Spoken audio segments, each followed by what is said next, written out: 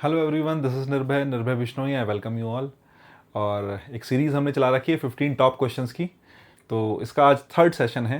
इससे पहले हम दो जो है सेशन इसके कर चुके हैं। टॉप 15 क्वेश्चंस जो एग्जाम में पूछे गए हैं। जैसे हम नरेशन की बात करें, आज मैं कुछ नरेशन के क्वेश्चंस आपके सामने लेके आया हूँ। नरेशन के टोटल जो है 91 समथिंग क्वेश्चंस पूछे गए थे, 91 टू 92 क्वेश्चंस पूछे गए थे।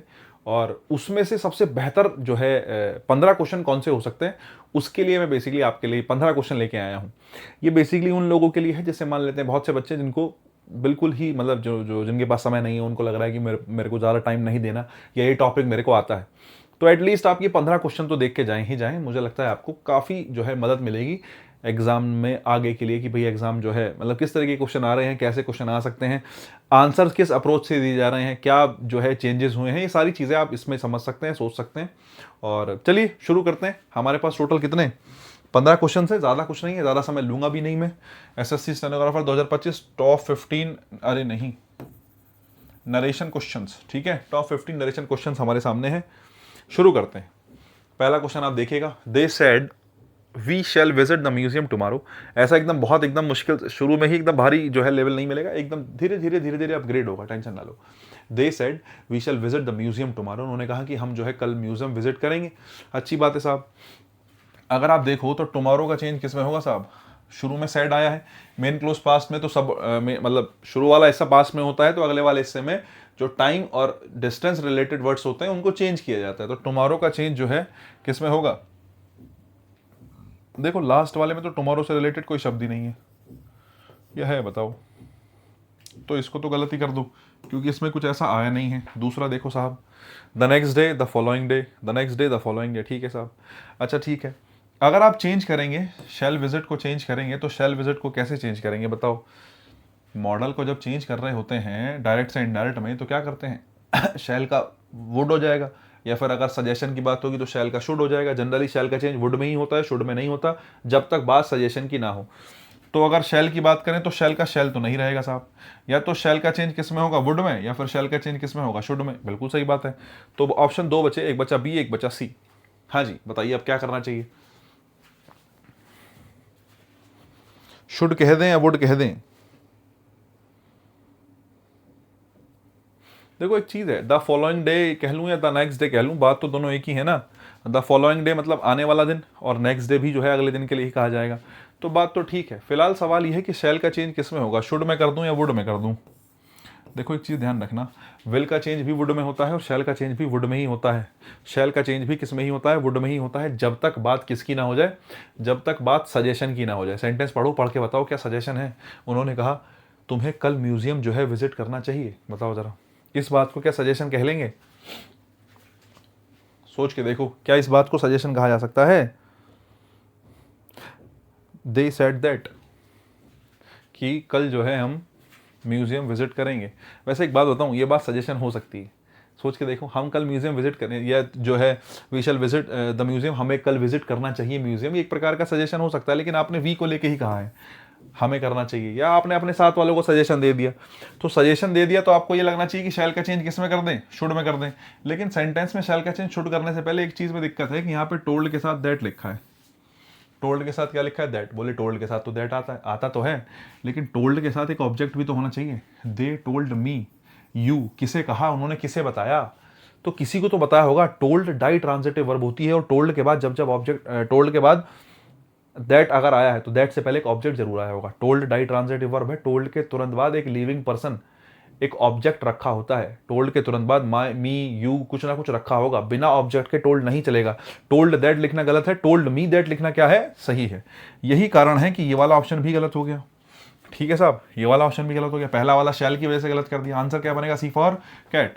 तो आप अगर इसको सजेशन मान भी लो, तो सजेशन मानने के बावजूद भी आपको किसका ही यूज करना पड़ेगा? वुड का ही यूज करना पड़ेगा। किसका यूज करना पड़ेगा? वुड का। और ये द नेक्स्ट डे के हिसाब से आंसर हमारा ठीक हो जाएगा।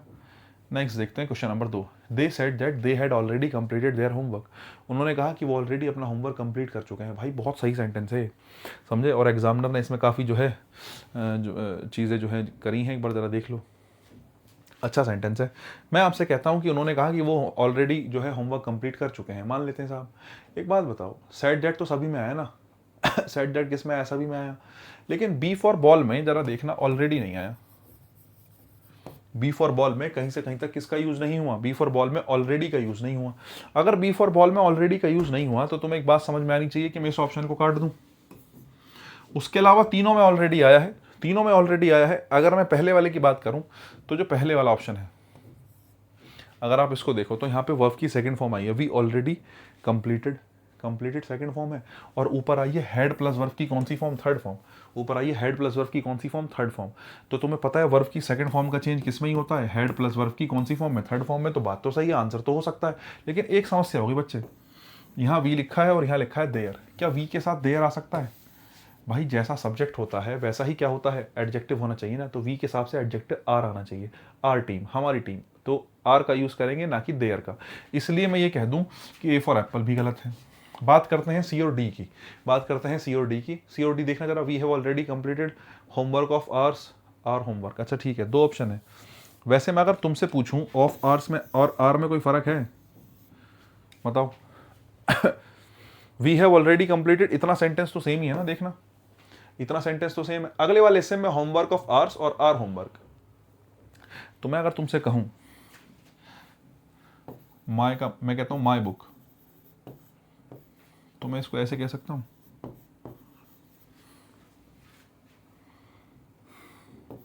बुक ऑफ मी। बताओ जरा, अरे हाँ है ना, अरे कह सकता हूं कि नहीं? अगर मैं तुमसे पूछूं कि ऑफ मी का मतलब माई हो सकता है, बिल्कुल हो सकता है साहब। मैं तुमसे कहता हूं ऑफ यू का मतलब योर हो सकता है। मैं कहता हूं बुक ऑफ यू, तुम्हारी किताब, तो मैं कह सकता हूं योर बुक, योर कह सकते हैं। ऐसे ही मैं कहता हूं ऑफ आर,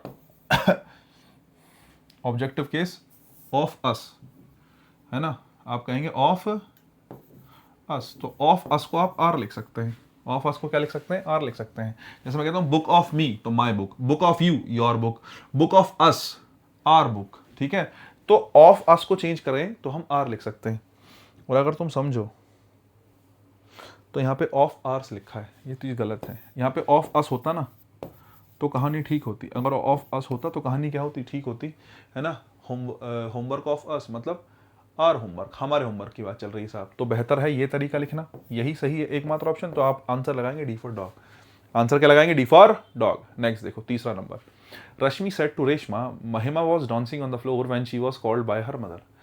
बहुत बढ़िया साहब, सेड टू का चेंज टोल्ड में करेंगे। अगर आप समझदार हैं तो जरा देखना, चारों ऑप्शन में टोल्ड दे रखा है, टोल्ड टोल्ड टोल्ड और टोल्ड। बढ़िया साहब, जोड़ने के लिए कंजक्शन चारों में क्या आया, दैट आया। बहुत अच्छी बात है साहब। नेक्स्ट देखना, हेड डांसिंग। अगर आप वॉज डांसिंग की बात करें तो आप वर्ब देखो, वॉज डांसिंग है। जब वॉज वर्ब प्लस वर्ब की आईएनजी फॉर्म को चेंज करते हैं तो चेंज होके बनता है हेड बीन प्लस वर्ब की आईएनजी फॉर्म। तो हेड बीन के बाद आप कहेंगे डांसिंग। ठीक है साहब, तो वॉज डांसिंग का चेंज होना चाहिए हेड बीन डांसिंग में, वॉज डांसिंग का चेंज होना चाहिए हेड बीन डांसिंग में। जरा देखना, यहाँ पे लिखा है आपने हेड डांस्ड, गलत। Had been dancing, had been dancing. और देखो यहाँ वॉज डांसिंग है, वॉज डांसिंग है। चलो ठीक है, एक बात और देखो, हेड डांस तो किसी कीमत पे नहीं हो सकता, इसको तो काट ही दो। तो मैंने पहला ऑप्शन काट दिया, केवल केवल कौन सा ऑप्शन काट पाया मैं, पहला काट पाया। नेक्स्ट देखना, नेक्स्ट में लिखा शी वॉज कॉल्ड। अच्छा, वॉज वर्ब प्लस वर्ब की थर्ड फॉर्म का चेंज अगर मैं करूं तो किस में होगा, हेड बीन प्लस वर्ब की थर्ड फॉर्म में। तो was called had been called होगा। वॉज कॉल्ड क्या होगा, हेड बीन कॉल्ड। ठीक है, व्हेन वॉज कॉल्ड। अच्छा ठीक है, इसमें तुमने चेंज, इसमें तुमने वॉज कॉल्ड कर दिया। ठीक है, यहाँ आ गया हेड बीन कॉल्ड और लास्ट वाले में वॉज कॉल्ड। अब देखो कहानी क्या है, अगर तुम ध्यान से देखो सेंटेंस को अगर तुम ध्यान से देखो तो जरा देखना, दोनों हिस्सों में पास्ट है। यहाँ भी वॉज आया, यहाँ भी वॉज आया। जब दोनों हिस्सों को चेंज करोगे ना बच्चे, वॉज वाले दोनों हिस्से हैं, जब इन दोनों हिस्सों को चेंज करोगे, वॉज डांसिंग और वॉज कोल्ड को चेंज करोगे, तो जब ये चेंज होगा तो दोनों हेड में चेंज हो जाएंगे। अगर आप इनको चेंज करने की कोशिश करो तो वॉज डांसिंग को जब चेंज करोगे तो ये किस में चेंज होगा, हेड बीन डांसिंग में। और वॉज कोल्ड को चेंज करोगे तो चेंज किस में होगा, हेड बीन कोल्ड में। किस में चेंज होगा, हेड बीन कोल्ड में। जनरली तो जब डायरेक्ट से इनडायरेक्ट बनाते हैं तो ऐसा ही होता है ना। हमारा क्या तरीका रहता है बनाने का, यही तरीका रहता है जब डायरेक्ट से इनडायरेक्ट बनाते हैं। लेकिन समस्या की बात एक फंस गई बच्चे, समझे। एग्जामिनर ने यही कहा कि आंसर सी फॉर कैट है, कि भाई वॉज डांसिंग को चेंज करो हेड बीन डांसिंग में और वॉज कोल्ड को चेंज करो हेड बीन कॉल्ड में।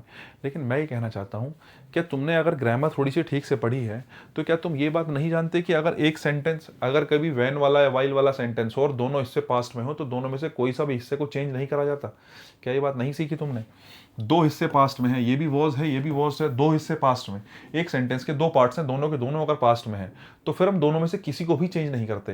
यही रूल कहता है ग्रामर का, या कॉन्सेप्ट भी यही कहता है। एग्जामिनर ने दे तो दिया कि हैड बीन डांसिंग यहाँ और हैड बीन कॉल्ड यहाँ, लेकिन कायदे से ये आंसर होना नहीं चाहिए। ये आपत्ति वाला क्वेश्चन है जिस पर भाई साहब आप जो है अपना कंप्लेन जो है रेस कर सकते हो। एग्जामिनर ने C4 कैट कहा, ये कह रहे हैं साहब एग्जामिनर साहब हमारे, ठीक है, वो कह रहे हैं कि भैया ये आंसर होगा, लेकिन मैं अपनी बात करूं, मेरे हिसाब से आंसर होना चाहिए, मैं इसको भी कट करता हूं, मेरे हिसाब से आंसर होना चाहिए डी फॉर डॉग, जो कि सही तरीका है। जो कि कौन सा तरीका है? सही तरीका। अब देखो जब से एडिक्यूट हुआ है तो थोड़े बहुत जो चीज़ें ऐसी वाली मिली है देखने के लिए, आपको आगे भी मिलेंगी, मैं दिखाऊंगा। अगर मैं इसकी बात करूं, रश्मि वाज टोल्ड दैट महिमा वाज डांसिंग, फिर वही बात है, दो हिस्से पास्ट के हो रहे हैं, दो हिस्से जो हैं किस में हो रहे हैं? पास्ट में। तो जब दोनों को चेंज कर दूंगा तो दो हिस्से पास्ट ऑफ पास्ट में हो जाएंगे। और हमेशा ध्यान रखना, कभी भी एक सेंटेंस के दो पार्ट पास्ट ऑफ पास्ट में नहीं हो सकते। पास्ट ऑफ पास्ट में दो हिस्से अगर एक सेंटेंस के हैं, देखते ही गलत कर दो। या कभी भी एक सेंटेंस के दो पार्ट है, दोनों में हेड प्लस वर्ब की थर्ड फॉर्म दे रखा है, तो समझ लो एक में गलती है। ऐसा हो ही नहीं सकता किसी एक सेंटेंस के दो पार्ट हेड प्लस वर्ब की थर्ड फॉर्म पे आते हों, गलत है वो कहानी। जब दो हिस्से जो है पास्ट में होते हैं तो दोनों में से किसी को भी चेंज नहीं करा जाता।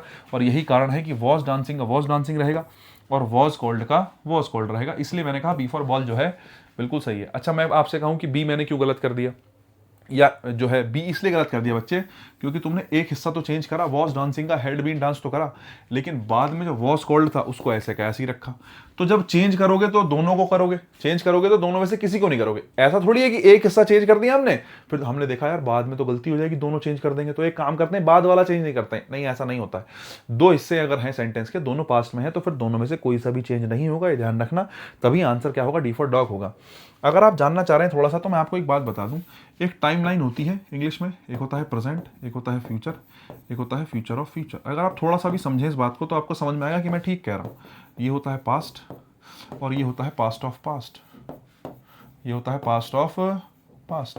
तो गाइज ये प्रेजेंट है और इसके पीछे पास्ट, इसके पीछे पास्ट ऑफ पास्ट। अगर तुम बात समझो तो तुम्हें पास्ट ऑफ पास्ट का मतलब होता है बच्चे हेड प्लस वर्ब की थर्ड फॉर्म, और पास्ट का मतलब होता है सेकंड फॉर्म। इन जनरल कहूं, वैसे तो वाज वर आईएनजी फॉर्म भी सेकंड फॉर्म में ही आता है, वाज वर प्लस वर्ब की थर्ड फॉर्म भी सेकंड फॉर्म में, मतलब पास्ट में ही आता है। और हेड प्लस वर्ब की third form, had been plus verb की third form, had been plus verb की आईएनजी फॉर्म, ये सब के सब क्या है? पास्ट ऑफ पास्ट है। तो टाइम को इस प्रकार से डिवाइड करते हैं, इसको हम टाइमलाइन बोलते हैं। ये क्या है? ये टाइमलाइन है। क्या है ये? टाइमलाइन है। और अगर तुम थोड़ा बहुत समझते हो तो अगर तुम्हें इस स्टॉप पे पहुंचना है तो तुम्हें यहां से कहां चलना पड़ेगा? यहां पे प्रेजेंट से जाना पड़ेगा पास्ट पे, और पास्ट से जाना पड़ेगा पास्ट ऑफ पास्ट पे। तो अगर पास्ट के कोई दो एक्शन है तो एक एक्शन कहां होगा? पास्ट पे होगा, और एक एक्शन कहां होगा? पास्ट ऑफ पास्ट पे। तो एक सेंटेंस सेकंड फॉर्म के रूप में होगा, एक हेड प्लस वर्ब की थर्ड फॉर्म के रूप में होगा। ये पॉसिबल है। अच्छा, मैं आपसे कहूं कि भाई ऐसा नहीं हो सकता कि ये वाला एक्शन यहां पर ना होके ये वाला एक्शन इधर ही हो जाए, दूसरा एक्शन भी पास्ट ऑफ पास्ट में हो जाए, ऐसा कभी नहीं हो सकता। क्यों नहीं हो सकता? ये दोनों एक्शन यहां हो गए, इसका मतलब दोनों एक्शन हेड प्लस वर्ब की थर्ड फॉर्म में आ सकते हैं, लेकिन मैं इसके लिए मना कर रहा हूं। ऐसा इसलिए नहीं हो सकता क्योंकि जब तुम प्रेजेंट से पीछे चलोगे तो पहला स्टॉप कहां पड़ेगा? पहला स्टॉप पड़ेगा पास्ट पे। तो अगर आप दो एक्शन लेके चल रहे हो तो दो एक्शन में एक एक्शन पास्ट पे होगा और दो एक साथ नहीं हो सकता यहाँ पे। हाँ, ऐसा हो सकता है कि एक एक्शन पास्ट हो और एक क्या हो? पास्ट ऑफ पास्ट हो। ये तो पॉसिबल है, एक पास्ट हो एक पास्ट ऑफ पास्ट हो, तो ये पॉसिबल है। इसलिए मैं कहता हूं दो हिस्सों में हेड प्लस वर्ब की थर्ड फॉर्म नहीं आ सकता। फिर एक सवाल तुम्हारे दिमाग में और आना चाहिए, बोले भैया दो नहीं आ सकते तो यहां पर दो कैसे पास्ट एक साथ है? देखो यहां भी वाज है, वॉज प्लस मतलब वॉज आईएनजी का मतलब पास्ट से ही है। हेड आ जाएगा, हेड प्लस थर्ड फॉर्म आ जाएगी, या हेड प्लस आईएनजी आ जाएगी, had third form plus ING, तो उसको पास्ट ऑफ पास्ट कह देते हैं। यहां भी देखो वॉज है। बोले भैया जब ऐसा हो जाए, आप ये कह रहे हो कि दो एक्शन पास्ट ऑफ पास्ट में नहीं हो सकते, तो क्या दो एक्शन पास्ट पे हो सकते हैं? दो एक्शन पास्ट पे हो सकते हैं, ध्यान रखना। ऐसा हुआ हो, मान लेते हैं एक सिचुएशन ऐसी आई हो, कैसी कि एक एक्शन पास्ट प्रेजेंट से पीछे की तरफ चला और दूसरा एक्शन उसके साथ इतनी जल्दी हो गया कि वो आगे जा ही नहीं पाया, वो यहीं का यहीं रह गया। जैसे कॉज एंड इफेक्ट वाले एग्जांपल्स होते हैं कई बार ऐसा। जैसे ही मैंने दरवाज़ा खोला, हवा अंदर आई। तो दरवाज़ा खोलने में और हवा के अंदर आने में बहुत ज़्यादा टाइम का डिफरेंस नहीं है, बहुत मतलब थोड़ा माइनर तो डिफरेंस हो टाइम का, जो तुम कहो कि एक एक्शन पास्ट पे एक पास्ट ऑफ पास्ट पे। दरवाजा खोला, हवा अंदर आई, दोनों एक्शन ऑलमोस्ट साथ में हुए, दोनों एक्शन ऑलमोस्ट कहाँ हुए? साथ में। तो ऐसी सिचुएशन में दोनों एक्शन को वर्ब की कौन सी फॉर्म से दिखा देंगे? सेकंड फॉर्म से। लेकिन ऐसा कभी नहीं हो सकता कि दो एक्शन हेड प्लस वर्ब की थर्ड फॉर्म पे चले जाएं, कि दो एक्शन हेड प्लस वर्ब की थर्ड फॉर्म पे चले जाएं। ये नहीं हो सकता। क्यों नहीं हो सकता? क्योंकि यहां जाने के लिए कहां रुकना पड़ेगा? यहां रुकना पड़ेगा। बस यही कहानी है। इसलिए मैंने आपको समझाया कि उस वाले सेंटेंस में गलती है। इसका सी फॉर कैट आंसर नहीं हो सकता, इसका आंसर डी फॉर डॉग होगा। अगर आप समझे हो तो बड़ी अच्छी बात है। नेक्स्ट देखो, you said oh that I were a bird, तुमने कहा कि काश में जो है एक चिड़िया होती, है ना। She said oh that I were a bird, अगर तुम समझदार हो तो फिर वही बात, ओ दैट हो गया, ठीक है। एक होता है वुड दैट, ठीक है, ओ दैट हो गया, वुड दैट हो गया। एक होता है आई विश, ठीक है। इन सभी का जो है अगर मैं तुमसे पूछूं क्या मतलब निकलता है, तो हिंदी मतलब इनका निकलता है काश। काश ऐसा होता, काश में एक राजा होता, काश में उड़ के तुम्हारे पास आ जाता, काश ऐसा, काश वैसा, काश ये, काश वो। तो ये सब के सब जो है प्रेजेंट का, किसका, प्रेजेंट का अनरियल एक्शन दिखाते हैं। कैसा एक्शन, प्रेजेंट का अनरियल एक्शन। अच्छा, अगर आपने इससे पिछली मेरी कुछ क्लासेस देखी हैं तो मैंने एक क्लास में, इससे पिछली क्लास में ही, इससे पिछली टॉप 15 वाली क्लास में एक जो है कॉन्सेप्ट पढ़ाया था, प्रेजेंट सब्जेक्टिव मूड और पास्ट सब्जेक्टिव मूड का, अगर आपको याद हो तो। नहीं है तो देख लेना, इससे पिछली 2 क्लासेस शायद किसी एक क्लास में है, सब्जेक्टिव मूड मैंने पढ़ाया था, और मैंने आपको वहां बड़े अच्छे समझाया था कि प्रेजेंट के अनरियल एक्शन को दिखाने के लिए, प्रेजेंट के अनरियल एक्शन को दिखाने के लिए वर्ब की सेकंड फॉर्म का यूज करते हैं। क्यों करते हैं सब बताया था वहां पे जो है। तो प्रेजेंट के अनरियल एक्शन को दिखाने के लिए वर्ब की सेकंड फॉर्म आती है। तो ओ दैट वुड दैट के साथ हमेशा वर्ब की कौन सी फॉर्म आती है, सेकंड फॉर्म आती है। साहब बहुत बढ़िया, सेकंड फॉर्म, या फिर किसका यूज कर सकते हो, वर्ब का यूज कर सकते हो। सेकंड फॉर्म ना हो तो किसका यूज कर सकते हो, वर्ब का। तो मैं ये समझाना चाह रहा हूं, कुल मिला के इतनी बात बताने का मकसद ये था कि ओ दैट जो है इसको हटा के तुम्हें क्या लिखना पड़ेगा, आई विश लिखना पड़ेगा। आ जाओ जरा सेंटेंस में, आई वर अ बर्ड का तुम I she was a word कर दोगे। अरे वॉज तो आता ही नहीं है, पास्ट की अनरियल सिचुएशन को दिखाने के लिए वॉज का प्रयोग कर ही नहीं सकते। हमेशा क्या ही आता है, वर आता है या सेकंड फॉर्म आती है, ठीक है, ये गलत हो गया। नेक्स्ट, वांटेड टू बी कहां से आ गया साहब, अरे वांटेड तो वर्ब थी भी नहीं, तुमने कहां से लगा दिया वांटेड टू बी। चलो माना लगा भी दिया तो तुम ओ दैट के बारे में कुछ तुमने जानकारी दी, नहीं दी, गलत। शी हैज बीन, तुमने अब की बार तुमने हैज बीन लगा दिया। ये वांटेड या वर्ब की सेकंड फॉर्म तो चलो ठीक है, हैज बीन तो वैसे भी गलत है बच्चे। हैज बीन तो प्रेजेंट को दिखा रहा है, हैज बीन तो रियल एक्शन को दिखाता है। तुम्हें कैसा एक्शन दिखाना है, अनरियल एक्शन दिखाना है। कैसे पता चला, आई के साथ वर आया है और ओ दैट आया है तो अनरियल एक्शन है, और अनरियल एक्शन को दिखाने के लिए हैज बीन का प्रयोग गलत है, ये गलत। आंसर बनेगा ए फॉर एप्पल। कैसे, she said that, she said that, ठीक है। अच्छा ठीक है, अब आपने कहा जैसे आई है, आई जो है शी के फर्स्ट पर्सन है, शी के पास जाएगा तो किस में चेंज होगा, शी में। मैंने कहा ओ दैट के बदले क्या आया, विश्ड आया। शी विश्ड, क्या विश करा उसने, she were a bird. She wished, she were a bird. तो ओ दैट के बदले क्या आया, इस ओ दैट के बदले किसका यूज कर लिया हमने, शी विश का यूज कर लिया। तो अच्छा सेंटेंस था, थोड़ा सा अलग था। ए फॉर एप्पल आंसर है। They said please bring the basket here, ये भी बहुत अच्छा सेंटेंस है भाई। They said please bring the basket here, उन्होंने कहा कि भाई यहाँ जो है बास्केट ले आओ। बड़ी अच्छी बात है साहब, बास्केट ले आएंगे, ठीक है। करना क्या है सेंटेंस में, जरा एक बार ऑप्शन देखना, चारों ऑप्शन में रिक्वेस्टेड है, देखो ध्यान से, चारों के चारों ऑप्शन में रिक्वेस्टेड है। अगर तुम देखोगे तो चारों ऑप्शन में रिक्वेस्टेड मिलेगा, कहीं से कहीं तक समस्या नहीं है इस बात में कि रिक्वेस्टेड ना हो। देखो प्लीज आया है तो प्लीज के बदले क्या आया है, रिक्वेस्टेड आया, सॉरी प्लीज के बदले क्या आया है, रिक्वेस्टेड आया है साहब। रिक्वेस्टेड हमने यूज किया, बहुत बढ़िया। अच्छा ठीक है, requested me, requested to take the basket here, to take the, ठीक है। अच्छा एक चीज़ और मैं तुमसे पूछूं, इन दोनों में क्या फ़र्क है, पहले तो ये बात कर लेते हैं। They requested to take the basket here और they requested me to take the basket there. देखो एक चीज़ तो ये है, अगर तुम समझदार हो तो सैड आया है शुरू में, इसका मतलब टाइम रिलेटेड वर्ड हेयर का चेंज किस में होगा, देयर में होगा। इसका मतलब ये वाला हेयर गलत है और ये वाला हेयर गलत है, इसका मतलब ये दोनों गलत हो गए, पहला और चौथा। लेकिन मैं 1 मिनट के लिए मान लेता हूँ कि यहाँ देयर ही लिखा था, 1 मिनट के लिए मान लेता हूँ देयर ही लिखा था। फिर से मैं तुम्हारे दिमाग में वो चीज़ डालना चाह रहा हूँ, कल को ऐसी सिचुएशन आ गई तुम्हारे सामने, है ना, कंफ्यूजन कहाँ हो सकता है, मैं बस ये कोशिश कर रहा हूँ बताने की कहाँ कहाँ कंफ्यूजन हो सकता है। मान लेते हैं देयर ही है और अब आपके सामने 2 सेंटेंस लिखे हैं ए और बी, तो कौन सा सही मानोगे, they requested to take the basket there और they requested to take the basket there. Me, यहाँ पे एक मी एक्स्ट्रा है, इसमें केवल क्या एक्स्ट्रा है, मी एक्स्ट्रा है केवल।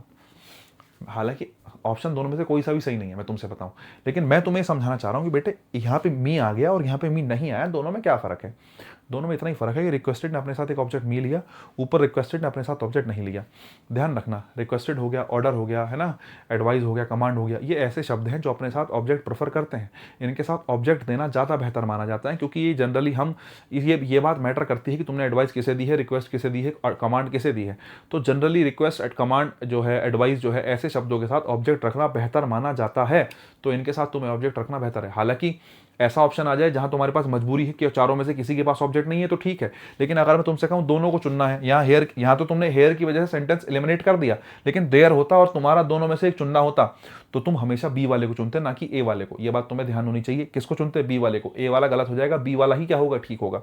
तो अगर तुम बात समझे तो हालांकि फिलहाल तो ये भी गलत है और ये भी गलत है, हालांकि इसके बारे में बताऊंगा मैं क्यों गलत है।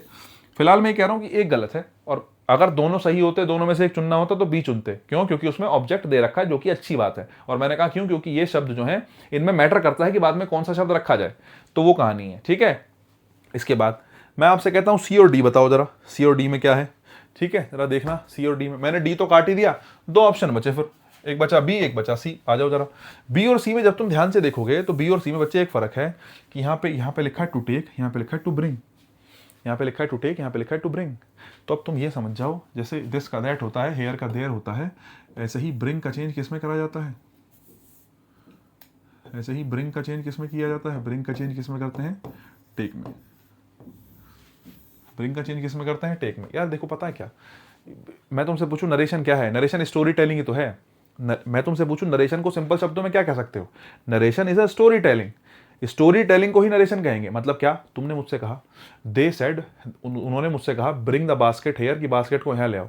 उन्होंने मुझसे कहा कि बास्केट को यहाँ ले आओ। ठीक है, मैंने कहा ठीक है साहब। उन्होंने मुझसे कहा बास्केट को यहाँ ले आओ। मैं अपने दोस्त को बता रहा हूँ जाके, बोले यार उन्होंने मुझसे बोला कि बास्केट को यहाँ से वहाँ ले जाओ। ठीक है, तो लेकर आना ब्रिंग हो गया। उन्होंने मुझसे वहां लेकर, जब तुम अपने दोस्त को बता रहे हो तो तुम बताओगे कि उन्होंने मुझसे कहा कि बास्केट को यहां से वहां ले जाओ, तो लेकर आना ब्रिंग हो गया, और किसी और जगह से लेके जाना क्या हो गया, टेक हो गया। यहाँ है ना, तो ब्रिंग और टेक में फर्क हो गया। जब उन्होंने कहा तो ब्रिंग हो गया, तुम लेकर गए तो भैया वो टेक आ जाएगा। ठीक है, नहीं तो ये कॉन्टेक्स्ट का फर्क है, स्टोरी टेलिंग है। जब तुम उन्होंने कहा तो वो एक्शन ब्रिंग था, जब तुम करके गए तो उसके बाद वो टेक था, जब तुम किसी दोस्त को बता रहे हो। तो जनरली ये होता है कि जब एक्टिव से पैसिव बना रहे होते हैं तो, सॉरी, डायरेक्ट से इनडायरेक्ट बना रहे होते हैं तो ब्रिंग का चेंज किस में करते हैं, टेक में करते हैं, ध्यान रखना। तो ब्रिंग वाला ऑप्शन जो है गलत है। आंसर क्या बनेगा, टेक बनेगा। ठीक है, आंसर क्या बनेगा, टेक बनेगा। ठीक है, अगर बात समझ में आई हो तो बताओ, मतलब सोच समझ लो। अगर तुम्हें 19-20 लग रहा है, मैं जल्दी नहीं कर रहा हूँ सेंटेंस में, अगर तुम्हारे दिमाग में ये बात नहीं है तो थोड़ा सा सोच समझ लो।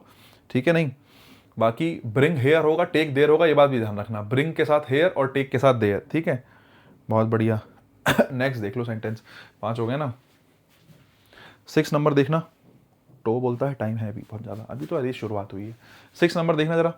ही said to Renuka we must do it now and go there as soon as possible. बहुत बढ़िया, उसने रेणुका से कहा कि हमें जो है जल्दी करना चाहिए और गो देयर वहाँ चले जाना चाहिए। चलो साहब ठीक है। देखना, टोल्ड सब में आया है, दैट सब में आया है, बहुत बढ़िया। दे सब में आया है। दे के बाद जरा देख लो, यहाँ पे मस्ट आया है। क्या आया है यहाँ पे, मस्ट आया है। मस्ट के बदले हैव टू तो नहीं आएगा, ये बात तो पक्की है, क्योंकि शुरू में पास्ट आया है, सेट टू आया ना। देखो एक चीज तुम्हें पता हो कि जो मस्ट है ना, अगर तुम डायरेक्ट से इनडायरेक्ट की बात करो तो या तो मस्ट का चेंज मस्ट रहेगा, या फिर मस्ट का चेंज होता है हेड टू में, या फिर मस्ट का चेंज किस में होता है, हेड टू में। मस्ट का चेंज किस में होता है, हेड टू में। ठीक है साहब, ध्यान रखना। मस्ट का मस्ट तब रहता है जब तुम्हारी कोई जॉब हो, है ना, कि तुम अपनी कोई जॉब कर रहे हो, ड्यूटी कर रहे हो कोई अपनी। ठीक है, तो उस सिचुएशन में आप मस्ट का मस्ट जो है कंसीडर करते हैं। जॉब ड्यूटी का मतलब समझ लो जैसे कोई एक ऐसी बात कही गई है जो तुम्हारा काम है, जो तुमने करना ही करना है, समझे, जो तुम्हें करना ही करना है, जो तुम्हारी ड्यूटी है, जो तुम्हारी जॉब है, या कोई चीज़ नियम के हिसाब से हो रही है, या कोई चीज़ किसके हिसाब से हो रही है, नियम के हिसाब से हो रही है, कोई लॉ है, तो उसके लिए आपको मस्ट का ही यूज़ करना है। उसके लिए आप has to, have to, had to का यूज़ नहीं कर सकते। हाँ, अगर मैं कहूँ प्रेजेंट नेसेसिटी दिखानी है, प्रेजेंट नेसेसिटी दिखानी है, तो प्रेजेंट नेसेसिटी के लिए आप किसका यूज करेंगे, हेड टू का यूज करेंगे, ध्यान रखना। प्रेजेंट नेसेसिटी, फिलहाल की जो सिचुएशन है वो ये कहती है, अगर कुछ ऐसा जो है मीनिंग निकल रहा है फिलहाल की सिचुएशन के हिसाब से, हमें ये करना चाहिए, अभी हमें ये करना चाहिए, तो उसके लिए मस्ट का चेंज हेड टू में। हाँ, तुम्हारी कोई जॉब है, बड़ों की सेवा करनी चाहिए, बड़ों का सम्मान करना चाहिए, है ना, हमें जो है सड़क पे कूड़ा नहीं फेंकना चाहिए, तो ऐसा कोई सेंटेंस है जो तुम्हारी ड्यूटी बनती है, तुम्हारा ऑब्लिगेशन है, नियम ऐसा कहता है, ट्रैफिक लाइट्स, ट्रैफिक रूल्स नहीं तोड़ने चाहिए, इन सब के लिए मस्ट का यूज मस्ट में ही रखोगे, कोई दिक्कत नहीं है। हाँ, हमें ये काम करना है, मजबूरी है हमारी, अभी फिलहाल ये सिचुएशन है कि हमें काम करना ही करना है, तो उसके लिए किसका यूज करेंगे, हेड टू का। यही तो फर्क होता है हेड टू में। Has to, have to, had to obligation दिखाते हैं। जब तुम्हें कोई काम करना है और तुम्हारा मन नहीं है, तब has to, have to, had to का। I have to go there, मुझे वहां जाना होता है, मर्जी नहीं है तुम्हारी, you have to go there. मैं कहता हूँ I am to go there और I have to go there, दोनों में फर्क है। I am to go there मतलब मुझे वहां जाना है, तुम अपनी मर्जी से जा रहे हो, ठीक है, मैं वहां जाने वाला हूँ। लेकिन I have to go there, मुझे वहां जाना है, मजबूरी है।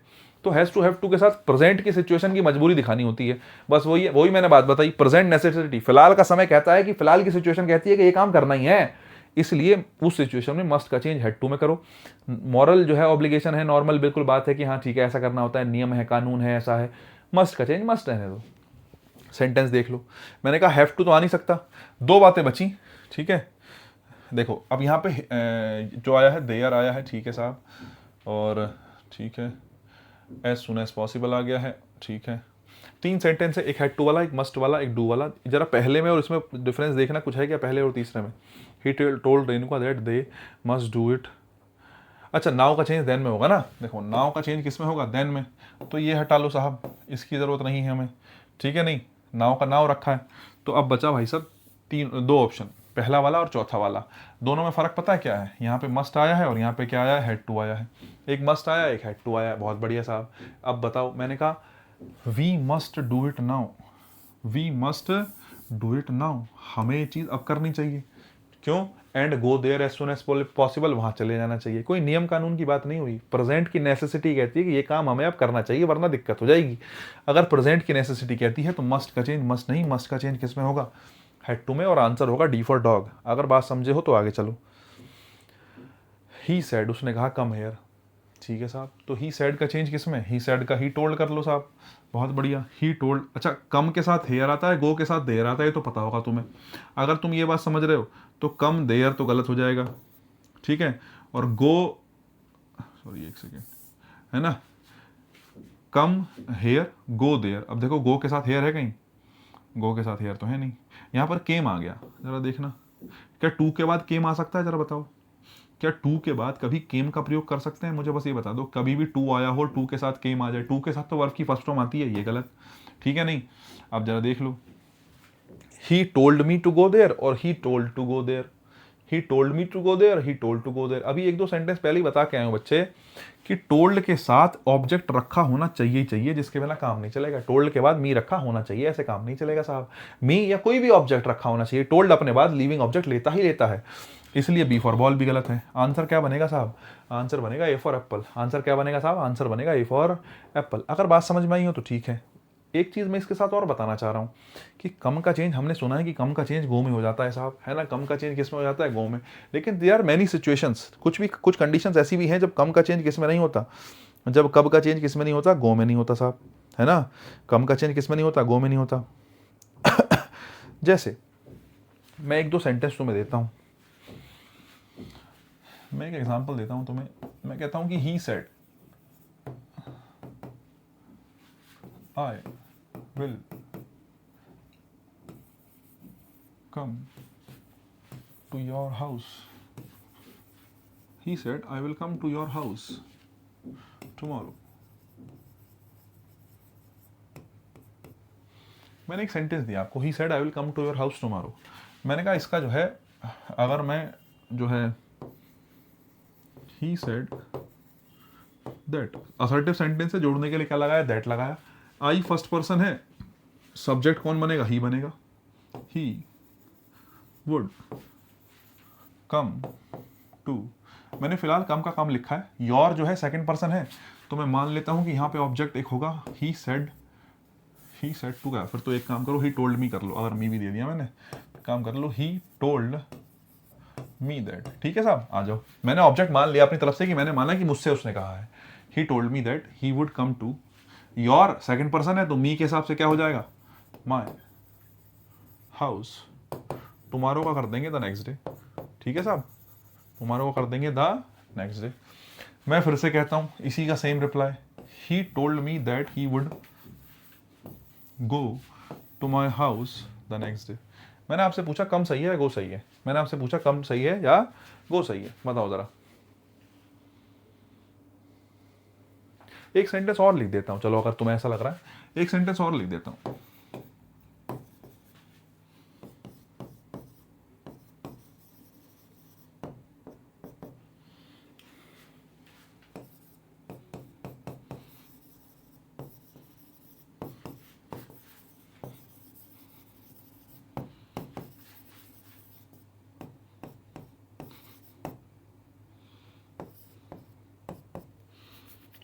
Will you come to the party tonight. ठीक है साहब, तो मैं इसका रिप्लाई बना देता हूँ साहब। मैंने कहा जॉन का जॉन, अच्छा इंटरोगेटिव सेंटेंस है तो आप कह सकते हैं आस्ड।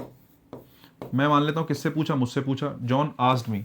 कॉमा इन्वर्टेड कॉमा के बदले क्या आ जाता है साहब, इफ आ जाता है। यू सेकंड पर्सन है, ये आ जाएगा आई। विल का चेंज किस में होगा साहब, वुड में। इफ आई वुड कम, मैंने लिखा come to the party tonight का कर दो दैट नाइट। ठीक है साहब, सेम सेंटेंस में लिखता हूं और मैं आपसे कहता हूं कम की जगह क्या कर दूं, गो कर दूं। जरा आप मुझे बताइए कि चारों में से कौन सा सेंटेंस सही है, कौन सा गलत है, कौन सा सही है, कौन सा गलत है। ठीक है, मैं आपसे कहूं कि कम का गो होगा कि नहीं होगा, चारों में से सेंटेंस अपना उठा लो और मुझे बताओ चारों में से कौन सा सही है। मतलब कम वाला सही है, गो वाला सही है, दोनों सही है, कम वाला सही है, गो वाला सही है, दोनों सही है। आप मुझे एक बार बताओ सोच के।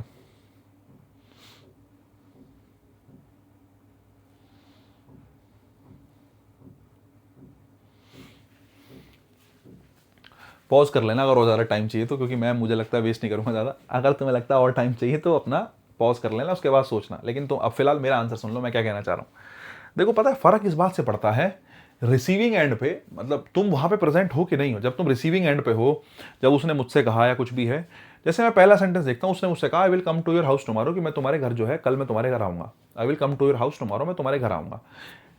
अगर तुम घर पे ही प्रेजेंट हो, माना तुमने मुझे फोन करा, बोले सर कल मैं तुम्हारे घर आऊंगा, मैंने कहा भाई ठीक है। अगर मैं घर पे ही हूं, अगर मैं घर पे ही हूं तो तुम मेरे यहाँ आ रहे हो तो तुम्हारे आने के लिए मैं कम का ही यूज करूंगा। तुम मेरे घर पे, अगर मैं अपने घर पे ही हूं तो तुम्हारे आने के लिए मैं किसका यूज करूंगा, कम का। तो मैं इसको मैं कह सकता हूं, अगर मैं कह सकता हूं if I am at home, अगर मैं भी घर ही हूं,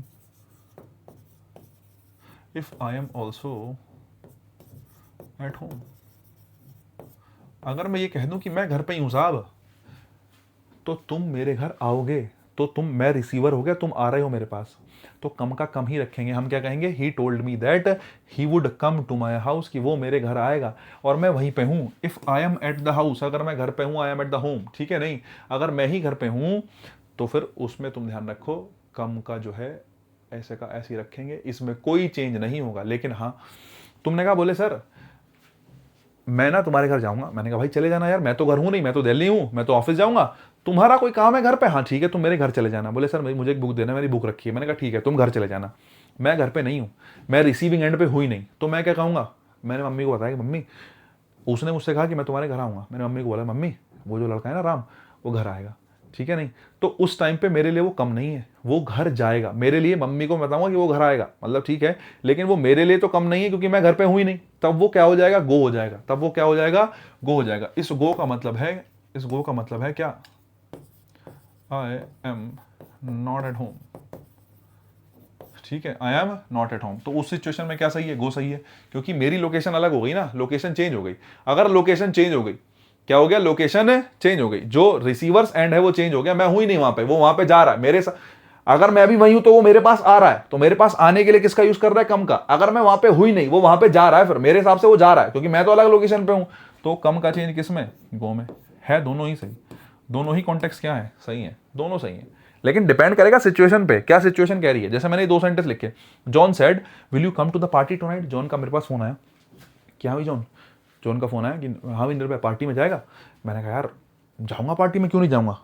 तो अगर मैं पार्टी में प्रेजेंट हूं, अगर मैं क्या हूं, पार्टी में क्या हूं, प्रेजेंट हूं, मैं वहीं प्रेजेंट हूं पार्टी में ही, तो मैं पार्टी में हूं और जॉन आ रहा है मेरे पास ही, तो फिर सेम रहेगी बात, फिर चेंज करने की जरूरत नहीं है। तो John asked me if I would come to the party, कि वो पार्टी में आएगा कि नहीं आएगा। अगर मैं वहीं प्रेजेंट हूं तो मेरे लिए वो कम ही हो गया, क्योंकि वो मेरे पास आ रहा है।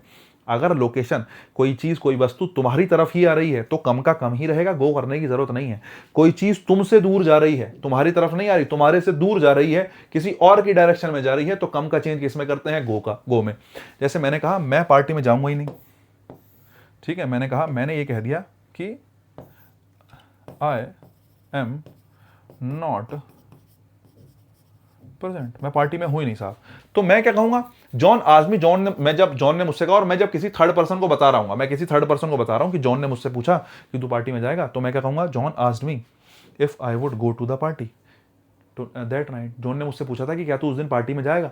अब मैं बिल्कुल गो का यूज़ करूंगा क्योंकि जॉन मेरी तरफ थोड़ी आ रहा है, जॉन मेरे से दूसरी डायरेक्शन में जा रहा है, पार्टी में जा रहा है, मैं वहाँ पे हुई नहीं, तो जॉन का डायरेक्शन जो है चेंज हो गया, मेरे से दूर जा रहा है, और मेरे से दूर जा रहा है तो कम का चेंज किस में आएगा साहब, गो में होएगा। लेकिन हालांकि मैं तुमसे पूछूं दोनों सही है, ये भी सही है, ये भी सही है, लेकिन डिपेंड करेगा। तुम पार्टी में हो तो जॉन का आना कम है, तुम पार्टी में नहीं हो तो जॉन कहीं जा रहा है, तुम नहीं हो वहाँ पे, तो वो गो हो गया, समझे। इतना फर्क है कम और गो में। बात समझ में आई तो अच्छी बात है। हालांकि जो क्वेश्चन पूछा था उसका तो आंसर ऐसे भी सॉल्व हो गया था, कोई दिक्कत नहीं है, ठीक है। नेक्स्ट देखो, I said she dare not oppose him, sorry she said I dare not oppose him, she said I dare not oppose him. Sentence बनाओ। देखो डेयर नॉट अपोज लिखा है तो इसका मतलब हैज हैव तो आ नहीं सकता, हैड आ नहीं सकता, ये बात तो पक्की है। अरे डेयर का चेंज हैज हैव हेड में कब से होने लग गया, नहीं होता कभी भी। ए गलत, बी गलत। बात आती है सी की और डी की बच्चे कि तुम ये बात समझ पा रहे हो कि नहीं कि सी सही है डी सही है। देखो डेयर को लेके एक चीज ध्यान रखना हमेशा जीवन में, जो डेयर होता है हेल्पिंग वर्ब और मेन वर्ब दोनों का काम करता है। जो नीड और डेयर है, ध्यान रखना, नीड और डेयर ये जो दो शब्द हैं बच्चे, ये दोनों का काम करते हैं साहब। हेल्पिंग वर्ब भी बनते हैं, मेन वर्ब भी बनते हैं, हेल्पिंग वर्ब भी बनते हैं और क्या भी बनते हैं, मेन वर्ब भी बनते हैं। तीन शब्द हैं, मैं आपको मॉडल्स के बाद पढ़ाता हूँ, मार्जिनल्स का 1 घंटे का लेक्चर मेरा अलग से होता है। नीड, डेयर और यूज टू, नीड, डेयर और यूज टू, ये तीनों मार्जिनल्स कहलाते हैं। मार्जिनल्स वो शब्द होते हैं जो हेल्पिंग वर्ब और मेन वर्ब दोनों का काम करते हैं। फिलहाल मैं नीड और डेयर की बात कर रहा हूँ, दोनों एक जैसे ही चलते हैं। नीड मतलब किसी चीज की जो है उम्मीद की आप बात कर रहे हो, है ना, तुम्हें ऐसा करने की आवश्यकता नहीं है, उम्मीद नहीं है, मतलब उम्मीद तो क्या, आवश्यकता नहीं है। और डेयर का मतलब किसी चीज को करने का साहस, ठीक है। आ जाओ जरा, नीड और डेयर दोनों हेल्पिंग वर्ब अगर बने हैं, अगर आपको लगता है हेल्पिंग वर्ब है, तो इनके साथ वर्ब की फर्स्ट फॉर्म आती है। और जब जब ये हेल्पिंग वर्ब बनते हैं तो ये किसके जैसा बिहेव करते हैं, मॉडल्स के जैसा। जब जब नीड और डेयर हेल्पिंग वर्ब बनते हैं तो ये मॉडल्स की तरह बिहेव करते हैं, इनका कैरेक्टरिस्टिक मॉडल्स जैसा होता है, और मॉडल्स के साथ फर्स्ट फॉर्म आती है। इसलिए जब जब नीड और डेयर मॉडल बनता है इसके साथ फर्स्ट फॉर्म आती है, या हेल्पिंग वर्ब बनता है तो उसके साथ वर्ब की फर्स्ट फॉर्म आती है साहब। बढ़िया। मैंने आपसे कहा मेन वर्ब, अगर ये मेन वर्ब बनते हैं तो इसके साथ 2 प्लस वर्ब की कौन सी फॉर्म आती है, फर्स्ट फॉर्म आती है। अगर ये मेन वर्ब बनते हैं तो मुझे लगता है इन्होंने मेन वर्ब का काम किया, तो इसके साथ 2 प्लस वर्ब की फर्स्ट फॉर्म। एक चीज और तुम्हें पता होनी चाहिए कि कहीं भी अगर धरती पे नॉट आया है तो नॉट के बाद जो आता है वो मेन वर्ब आता है, और नॉट से पहले जो आती है वो हेल्पिंग वर्ब आती है, क्योंकि नॉट बिना हेल्पिंग वर्ब के नहीं चलता। नॉट को क्या चाहिए, हेल्पिंग वर्ब चाहिए। तो यहां पे जो नॉट लिखा है तो नॉट से पहले डेयर आया तो ये हेल्पिंग वर्ब होगा। और नीड और डेयर जब जब हेल्पिंग वर्ब बनते हैं तो ये किसकी तरह काम करते हैं, मॉडल्स की तरह काम करते हैं। तो अगर मॉडल्स की तरह काम करते हैं तो तुम्हें ये भी पता होना चाहिए कि मॉडल्स में कोई चेंज नहीं होता।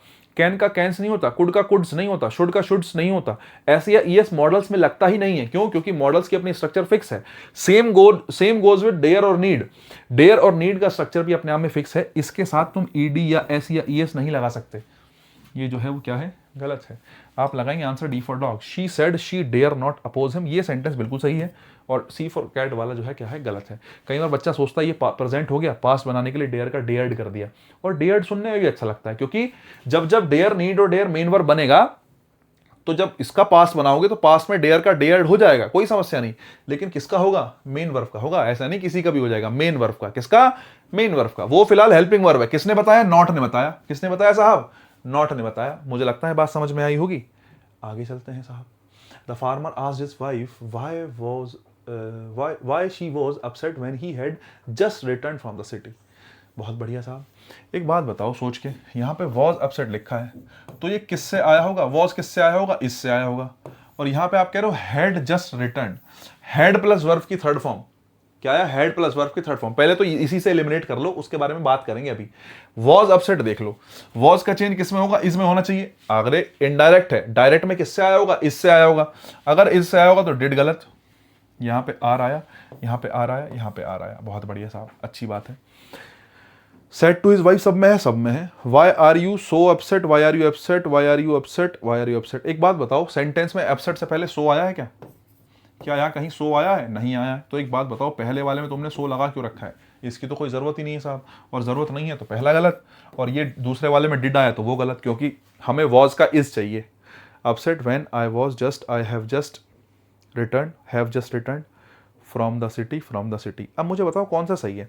आपने कहा when I have just return, when I was just return. देखो अगर तुम समझदार हो तो वॉज का चेंज होता है हैड बीन, वॉज का चेंज होता है हैड बीन। कहीं वॉज वर आया है और उसके साथ थर्ड फॉर्म आई है, क्या है वो बात अलग है, लेकिन वॉज को जब चेंज करेंगे पास्ट में तो वो किस में चेंज होगा, हैड बीन में चेंज होगा। किसमें, हैड बीन में। और यहाँ रिटर्न है तो रिटर्न का रिटर्न लिख दो, थर्ड फॉर्म का ऐसो कैसी लिख दो। तो अगर वॉज रिटर्न की बात करूं तो वॉज रिटर्न का चेंज बनना चाहिए था हैड बीन रिटर्न। तो यहां पर हैड बीन रिटर्न है या हैड रिटर्न है, ये देखो यहां पर है हैड रिटर्न। अगर यहां हैड रिटर्न है तो फिर एक ही ऑप्शन बचा, सी फॉर कैट, यही मेरा आंसर होगा, सी है ना।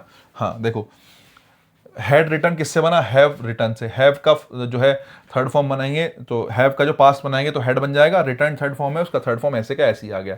ठीक है, तो मुझे लगता है बात तुम्हें क्लियर हुई होगी, बहुत बढ़िया। अच्छा एक चीज और है, अगर तुम ध्यान से देखो इस वाले में जस्ट भी नहीं आया। अगर तुमने यहाँ देखो जस्ट, इसमें जस्ट आया है, इसमें जस्ट नहीं आया, तुम इसको ऐसे भी एलिमिनेट कर सकते हो तुम्हारी इच्छा हो तो। ठीक है साहब, 9 नंबर हो गया है, एक बार 10 देख लो। देखो ये भी सेंटेंस है जिसमें खुरापात करी है एग्जामिनर ने, 10 नंबर। इसकी बहुत ज़्यादा आवश्यकता थी नहीं करने की जो उन्होंने कर दिया, लेकिन ठीक है, हमारा भी क्या है, हम भी मान लेते हैं बात, हम तो सीधे लोग हैं, हम तो सुन ही लेते हैं। देखो सेंटेंस देखो इसका, she told us that she had not seen the movie. उसने हमें बताया कि उसने पिक्चर नहीं देखी साहब, उसने पिक्चर नहीं देखी है। मान लेते साहब नहीं देखी पिक्चर, वो भैया अभी तुम्हारे बिना नहीं देखी पिक्चर। मैं ये कहना चाह रहा हूं, अगर मैं इन दोनों सेंटेंस को देखूं, लास्ट वाले दोनों को देखना, मैं ज़्यादा नहीं कह रहा, मैं बस दोनों की बात कह रहा हूं।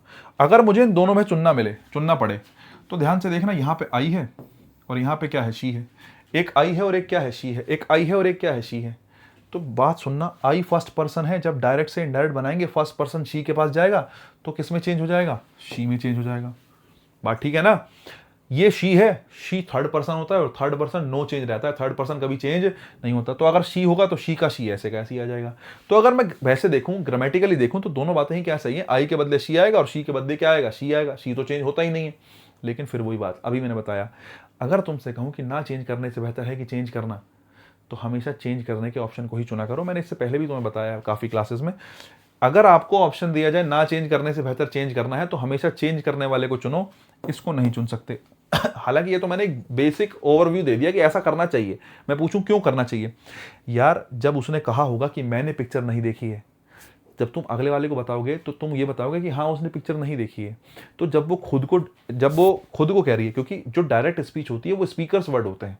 स्पीकर ने जब बोला, जब मैं बोलूंगा तो मैं क्या कहूंगा, उसने पिक्चर नहीं देखी, या मैं कहूंगा मैंने पिक्चर नहीं देखी। जब मैं कहूंगा तो मैं अपने लिए मैंने ही कहूंगा। मैं अपने लिए अगर मैंने कहूंगा तो फिर सीधी सी बात है, शी का प्रयोग करना गलत होगा। शी का प्रयोग करना क्या होगा, गलत होगा। एक ऑप्शन में काट देता हूं, 3 ऑप्शन बचे साहब। अगर तुम ये देखो 3 ऑप्शन बचे तो तुम्हें एक बात पता होनी चाहिए, वर्ब की सेकंड फॉर्म का चेंज हेड प्लस वर्ब की थर्ड फॉर्म हो सकता है। तो मैं कहूं ये वाला आंसर भी ठीक हो सकता है, बोले जी हो सकता है।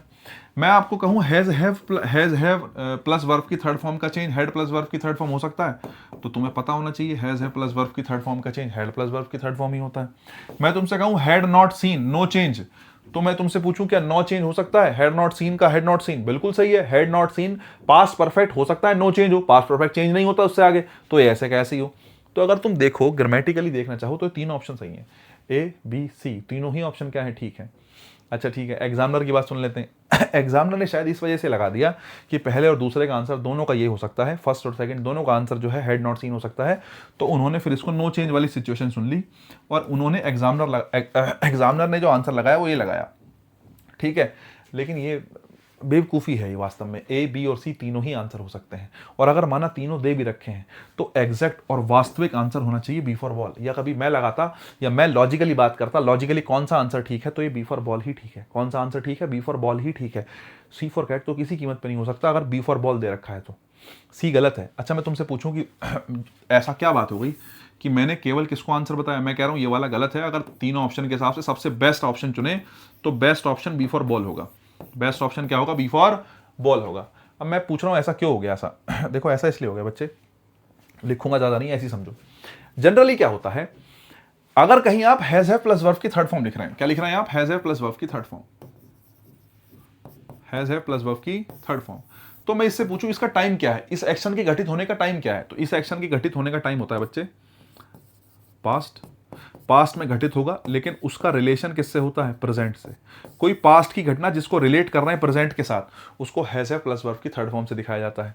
मैं तुमसे पूछूं वर्ब की सेकंड फॉर्म किसको दिखाती है, पास्ट को दिखाती है साहब। वर्ब की सेकंड फॉर्म किसको दिखाती है, पास्ट का एक्शन। वर्ब की सेकंड फॉर्म का प्रेजेंट के एक्शन से कोई लेना देना नहीं होता।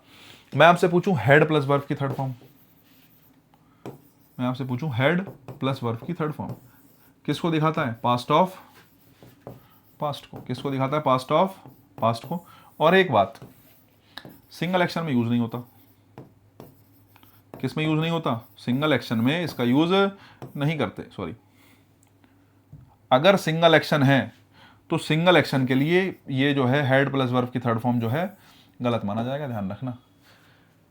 अकेला एक्शन हेड प्लस वर्ब की थर्ड फॉर्म हो ही नहीं सकता। अब तुमने एक एक्शन बताया कि मैंने जो है पिक्चर नहीं देखी, तुम्हारा पिक्चर ना देखना केवल सिंगल एक्शन है, और सिंगल एक्शन का मतलब है जब तुम प्रेजेंट से पीछे जाओगे। तुमने टाइमलाइन अगर पढ़ी है, मैंने इसी के पिछली क्लास में शायद इसी वाली में बताई होगी, टाइमलाइन का मतलब होता है प्रेजेंट से पीछे पास्ट होता है और पास्ट से पीछे पास्ट ऑफ पास्ट होता है। हेड प्लस वर्ब की third form past of past होता है। मैं तुमसे कहूं प्रेजेंट, प्रेजेंट से पीछे पास्ट और पास्ट से पीछे होता है पास्ट ऑफ पास्ट। तो ये हेड प्लस वर्ब की थर्ड फॉर्म यहां रहता है, इसका घर ये है हेड प्लस वर्ब की थर्ड फॉर्म का। तो तुम्हें पहले प्रेजेंट से पास्ट पे जाना पड़ेगा और पास्ट से पास्ट ऑफ पास्ट पे। कहने का मतलब ये है अगर पास्ट ऑफ पास्ट दिखाना है तो तुम्हें पहले कोई एक एक्शन किसका भी दिखाना पड़ेगा, पास्ट का दिखाना पड़ेगा। या तो कोई सेंटेंस दिखाओ या कोई शब्द दिखाओ ऐसा जिसको दिखा के तुम, जिसको देख के तुम ये कह सको कि एक्शन जो है वो पास्ट ऑफ पास्ट तक चला गया। जैसे यहाँ ऑलरेडी यूज कर दो तो ऑलरेडी से पता चल जाएगा कि एक एक्शन पहले हो चुका, दूसरा हेड प्लस वर्ब की थर्ड फॉर्म हो गया। तो मैं एक बार को जस्टिफाई मान लूं, वरना सिंगल एक्शन में पास्ट ऑफ पास्ट का यूज करना ही गलत है। सिंगल एक्शन में हेड प्लस वर्ब की थर्ड फॉर्म आएगा ही नहीं जनाब। इसी वजह से मैंने कहा कि ये जो है ना, ये सी फॉर कैट गलत है, जो एग्जामिनर ने दिया ये गलत है, समझे। अब मैंने कहा अब इन दोनों की बात कर लेते हैं, दोनों में क्या फर्क है। उसने पूछा, उसने कहा कि मैंने पिक्चर नहीं देखी है। अब एक बात बताओ, जब उसने कहा पिक्चर नहीं देखी है तो जब उसने कहा होगा तो पिक्चर उससे पहले आई होगी। मान लेते हैं आज संडे है, फ्राइडे को मूवी आई है ना, मूवी फ्राइडे को आती, फ्राइडे को मूवी आई। उसने उससे किसी ने पूछा है ना, उसने मुझसे कहा कि भाई मैंने पिक्चर नहीं देखी है। उसके इस बात को कहने का मतलब यह है कि फ्राइडे से अब तक, मूवी फ्राइडे रिलीज हो गई थी, फ्राइडे रिलीज हुई पास्ट, फ्राइडे से अब तक मैंने मूवी नहीं देखी। कॉन्टेक्स्ट अगर मैं कह रहा हूं मैंने पिक्चर नहीं देखी है, इसका मतलब यह है कि जब से आई है तब से अब तक मैंने वो मूवी नहीं देखी। मूवी आई पास्ट में, उसको रिलेट तुम किससे कर रहे हो? प्रेजेंट से। पास्ट में मूवी आई, पास्ट का रिलेशन किससे दिखा रहे हो? प्रेजेंट से। और मैंने क्या कहा?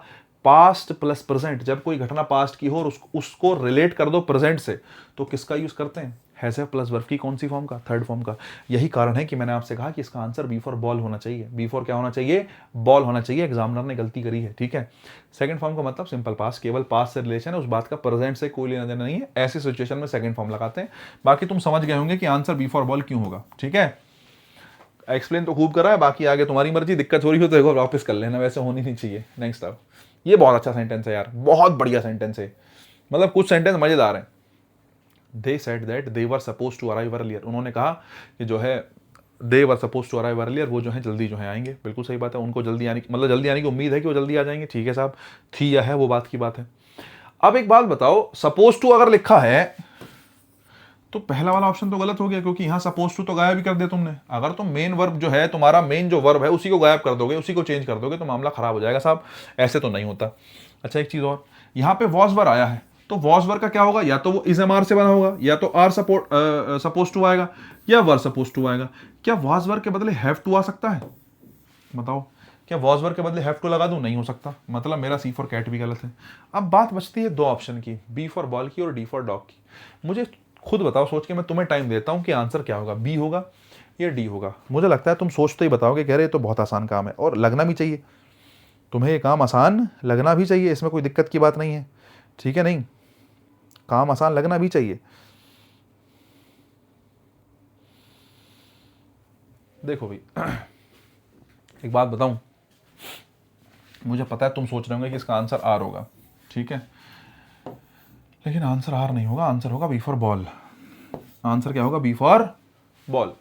बोले सर मैं तो आर लिख दूं तो क्या ही दिक्कत है, आर में क्यों गलत हो गया? क्योंकि हमारे दिमाग में एक बात रहती है ना फिक्स, कि इज एम आर का चेंज किस में होगा? वाज वर में। डायरेक्ट में इज एम आर, इनडायरेक्ट में वाज वर। भाई इसका हम इज एम आर कर नहीं सकते, इसका हम इज एम आर कर नहीं सकते। क्यों नहीं कर सकते? सोच के देखो। आप ये कह रहे हो, उन्होंने ये कहा था कि we are suppose to arrive earlier, we are suppose to arrive earlier. तो we are suppose to arrive earlier का मतलब है हम ये कहना चाह रहे हैं कि जब उन्होंने मुझसे ये बात कही कि हम जो है जल्दी आने वाले हैं, या हम जल्दी आने वाले थे, जब उन्होंने अपने टाइम में भी ये बात कही होगी तो सोच के देखो उन्होंने क्या कहा होगा। कोई व्यक्ति जो आने वाला है, उन्होंने मुझसे क्या कहा होगा? हम जल्दी आने वाले हैं। अगर मैं कहता हूं हम जल्दी आने वाले हैं, इस बात का मतलब अभी भी उनके जल्दी आने का स्कोप बचा हुआ है। सोच के देखो, अगर मैं कहता हूं हम जल्दी आने वाले हैं, मतलब स्कोप बाकी है, हो सकता है वो अभी भी जल्दी आ जाए। लेकिन जब सपोज टू कह दिया मतलब उम्मीद थी हमारी, इसका मतलब बात पास्ट ही थी। जब उन्होंने मुझसे कही होगी ना बात ये कि हम जल्दी आने वाले हैं, तो उन्होंने आने वाले हैं नहीं कहा होगा, उन्होंने कहा होगा हम जल्दी आने वाले थे यार, बट वी डिडंट, हम आ नहीं पाए, हम जल्दी आने वाले थे। जब उन्होंने मुझसे कही होगी ना, जब ये बात डायरेक्ट में होगी, जब ये बात किस में होगी, डायरेक्ट में, तब भी ये बात किस में होगी, पास्ट में। तब भी ये बात किस में होगी, पास्ट में। क्योंकि जब हम कह रहे हैं वी वर सपोज टू, हमें उम्मीद थी, हम जो है जल्दी आने वाले थे, सपोज कर रहे थे, जब वो मुझे बताएंगे तब भी एक्शन पास्ट में होगा। ये एक्शन प्रेजेंट में पॉसिबल ही नहीं है, ये एक्शन प्रेजेंट में पॉसिबल। और अगर तुम मान भी लो प्रेजेंट में पॉसिबल है, तो फिर ये घटना पॉसिबल नहीं है, फिर आगे ये बनना पॉसिबल है नहीं। क्यों? जब तुम कह रहे हो हम जल्दी आने वाले हैं, इसका मतलब अभी टाइम बचा है ना, घटना पास्ट हुई कहाँ। अगर मैं कह रहा हूं मैं जल्दी आने वाला हूं, मतलब अभी तो टाइम बचा है ना, पास्ट में बात गई कहां, बात तो प्रेजेंट में ही है। लेकिन जब तुमने घटना प्रेजेंट में चेंज कर दी, उन्होंने ये कहा था, जब उन्होंने कोई बात कही थी, बात पुरानी हो गई और वो जल्दी आने वाले थे, अगर वो आई जाते तो फिर वाले वाली तो बात ही खत्म हो गई ना। कॉन्टेक्स्ट ये है कि जब ये बात कही गई होगी, ये बात तभी भी क्या होगी, पास्ट होगी। ये बात उस टाइम पर भी प्रेजेंट में पॉसिबल नहीं है। यही कारण है कि आप इसमें किसका यूज नहीं कर सकते, आर का यूज नहीं कर सकते। इसमें आप किसका यूज करोगे, इसमें आप वर का ही यूज करोगे। किसका ही यूज करोगे, वर का ही यूज करोगे। ये बात तभी भी क्या होगी, ये बात तभी भी पास्ट होगी जब आपने पहले कही होगी। अगर आपको बात समझ में आई हो तो बताओ, और नहीं आई हो तो मैं एक दो एग्जाम्पल तुम्हें देता हूं, ठीक है। नहीं, एक दो एग्जाम्पल मैं तुम्हें देता हूं, ठीक है। जैसे आ जाओ जरा, मैं एक दो एग्जाम्पल लिखता हूं, तुम उसके बाद समझना, क्योंकि वो वाली बात है ना, बिना एग्जाम्पल के मजा तो आता नहीं है, ठीक है। एग्जाम्पल देखो, क्या कह दूं मैं कह देता हूं कि she said that she was too old to finish. She said that she was too old to finish the race. She was too old to finish the race. चलो साहब, ये सेंटेंस मैंने कह दिया। ये जो है इनडायरेक्ट है, आपको डायरेक्ट में चेंज करना है, ठीक है। मैं एक सेंटेंस और कहता हूं, ही टोल्ड, अरे यार ये कैसे चेंज हो जाता है, he told me that he was supposed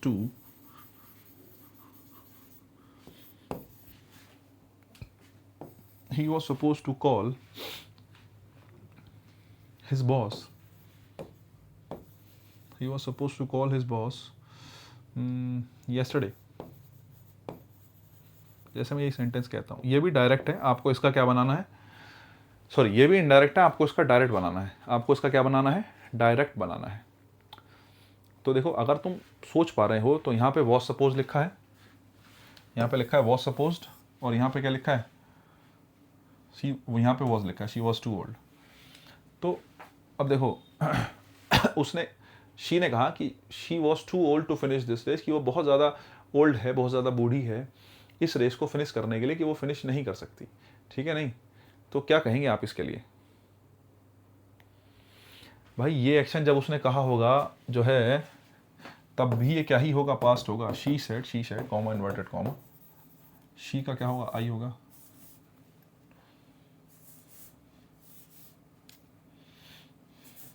हालांकि पहले वाले में तुम सिचुएशन फिर भी बना सकते हो, फिर भी एक बार को सिचुएशन पहले वाले में बन सकती है। She said that she is too old to finish the race, वो बहुत ज़्यादा बूढ़ी है कि वो रेस को फिनिश नहीं कर सकती, ठीक है।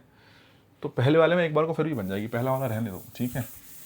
दूसरा वाला देखो तुम, दूसरा पहले में बन जाएगी फिर भी, मतलब वैसे रेयरेस्ट सिचुएशन है, लेकिन मेरे दिमाग में चल रही है बातें, फिर मैं वो वाली बात है मैं और बढ़ा दूंगा इसको।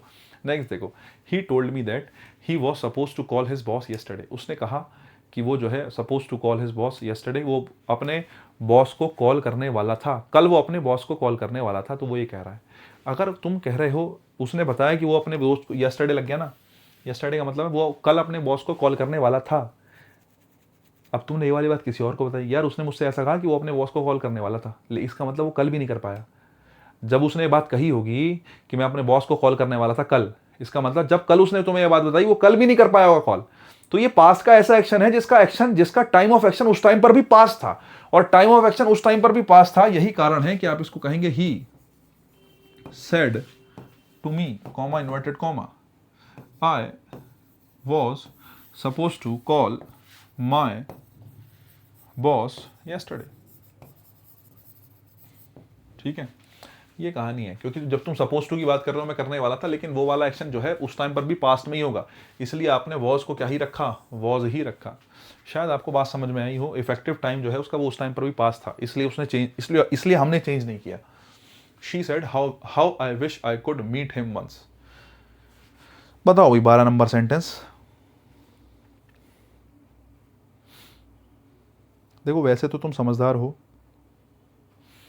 अगर आपने हाउ आई विश लिखा है, अगर आपने क्या लिखा है, हाउ आई विश लिखा है, इसका मतलब तुम सरप्राइज तो दिखाना चाह रहे हो, है ना। सरप्राइज, हाउ वाले सेंटेंस, व्हाट वाले सेंटेंस या एक्सक्लेमेटरी मार्क वाले सेंटेंस क्या दिखाते हैं, सरप्राइज दिखाते हैं, किसी प्रकार का कोई सरप्राइज। एक्सक्लेमेटरी मार्क लगा है ना, तो सरप्राइज दिखाना है। जरा देखना, she hoped she would meet him, किसी प्रकार का कोई सरप्राइज लग रहा है, उसने उम्मीद करी, होप करना अलग चीज है भाई।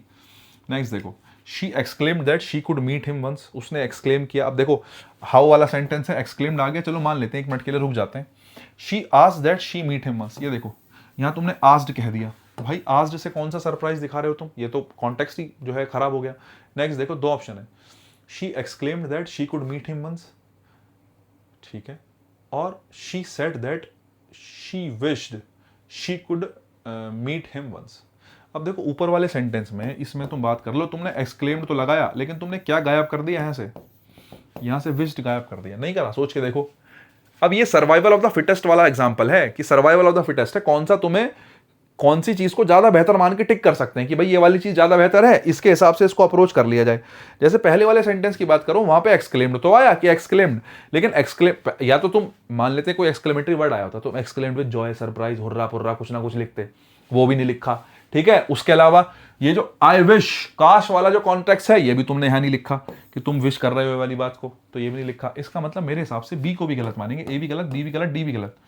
क्या सही, सी फॉर कैट सही। अब तुम कहोगे कैसे पता चलेगा, ये आ गया ना, she said that she wished she could meet him once, तो सबसे बेहतर ऑप्शन सी फॉर कैट है, इसलिए हमने सी फॉर कैट चुना। नेक्स्ट देखो, the explorer remark that rarely had he seen such a breathtaking view in all his travels. बढ़िया sentence, बहुत अच्छा सेंटेंस, मतलब ऑप्शंस के हिसाब से देखें तो बढ़िया ही है।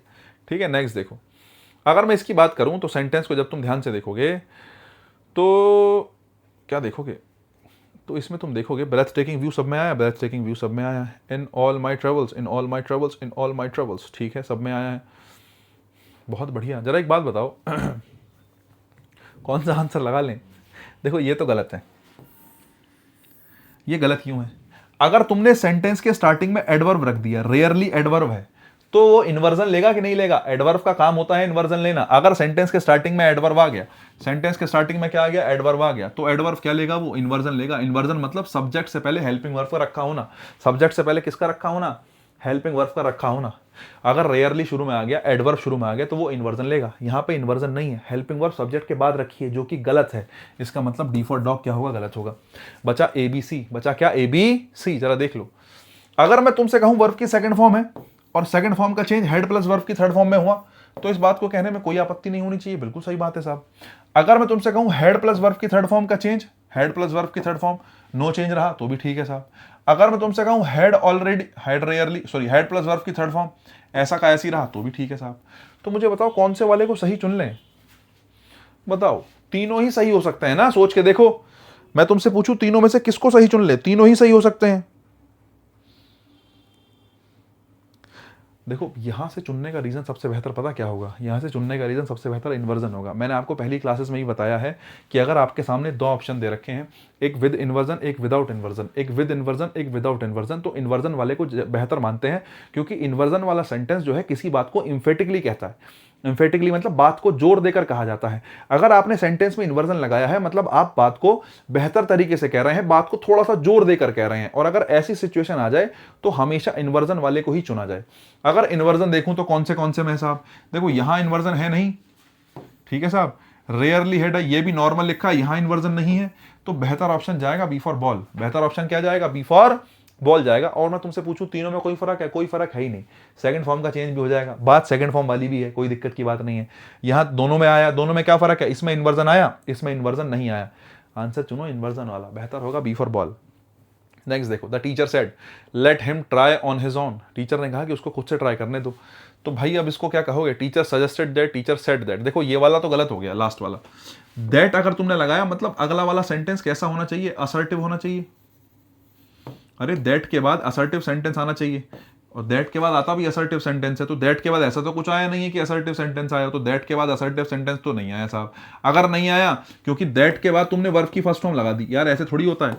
अगर तुमने कहीं दैट लगाया तो उसके बाद सब्जेक्ट आएगा, फिर उसके बाद वर्ब आएगी, फिर एक्स्ट्रा वर्ड्स आएंगे, सब्जेक्ट वगैरह है कहाँ, इसमें तो है नहीं। इसका मतलब ये तो क्या हो गया, गलत हो गया। नेक्स्ट देखो, ठीक है, the teacher ordered him to try on his own. देखो ये सेंटेंस ठीक हो सकता था, ऑर्डर्ड हिम वाला 1 मिनट के लिए मान लेता हूं, लेकिन to try on his own आपने कर दिया। अरे भैया लेट कहाँ है, कैसे पता चलेगा लेट है, लेट वाला सेंटेंस है। और एक चीज और, जब तुम इस सेंटेंस का डायरेक्ट से इनडायरेक्ट से डायरेक्ट बनाने की कोशिश करोगे तो पता क्या बनाओगे, the teacher said comma inverted comma try on his own. जब तुम वापस जाने की भी सोचो ना, अगर तुम्हें ये इनडायरेक्ट दे दिया और इससे डायरेक्ट बनाने के लिए कहा तो तुम बना पाओगे, कभी भी तुम्हारे दिमाग में लेट आएगा ही नहीं, क्योंकि बी फॉर बॉल में लेट वाली कोई बात ही नहीं हुई। हाँ अगर वो ordered him to let him try on his own होता तो मैं इसको कंसीडर कर सकता था, लेकिन फिलहाल इसने काम ऐसे करे नहीं है, क्योंकि इसमें लेट नहीं है तो ये गलत है। 2 ऑप्शन बचे, the teacher said that he should let him try on his own, the teacher suggested that he try on his own.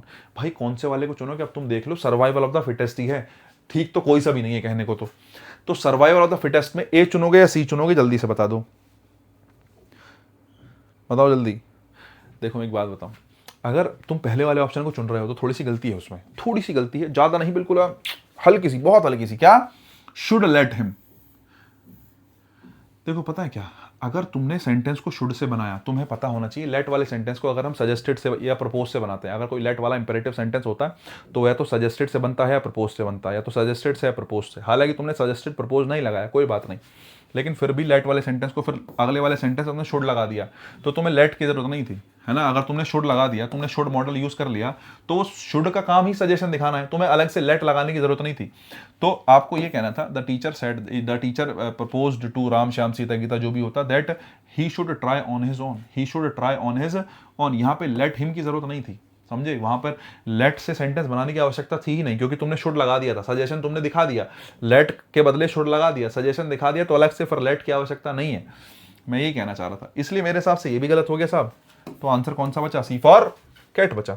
और लास्ट क्वेश्चन आज की स्लाइड का, she said how wonderful the view is, she said how wonderful the view is, exclamatory sentence है, ठीक है साहब, बहुत बढ़िया।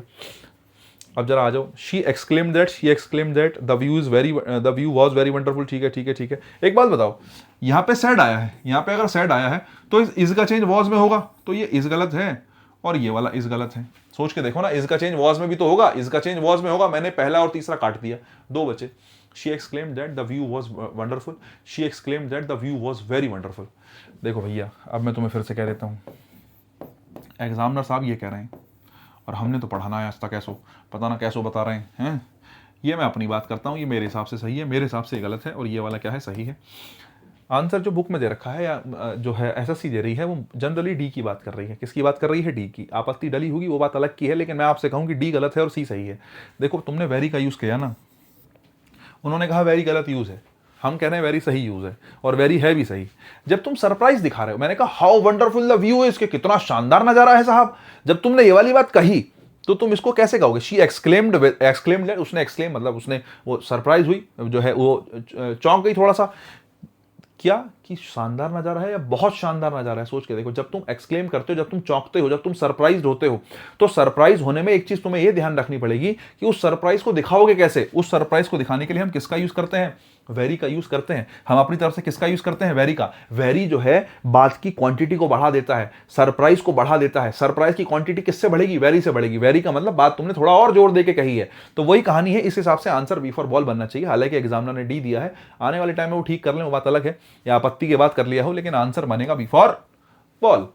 और इसके बाद गाइस थैंक यू है, और मुझे लगता है आपको मजा आया होगा।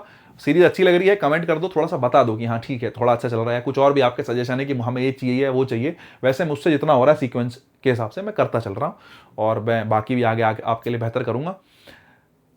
लाइक कमेंट शेयर सब्सक्राइब ब्ला ब्ला ब्ला। आज के लिए इतना ही, मिलते हैं ब्रेक के बाद, टाटा बाय बाय।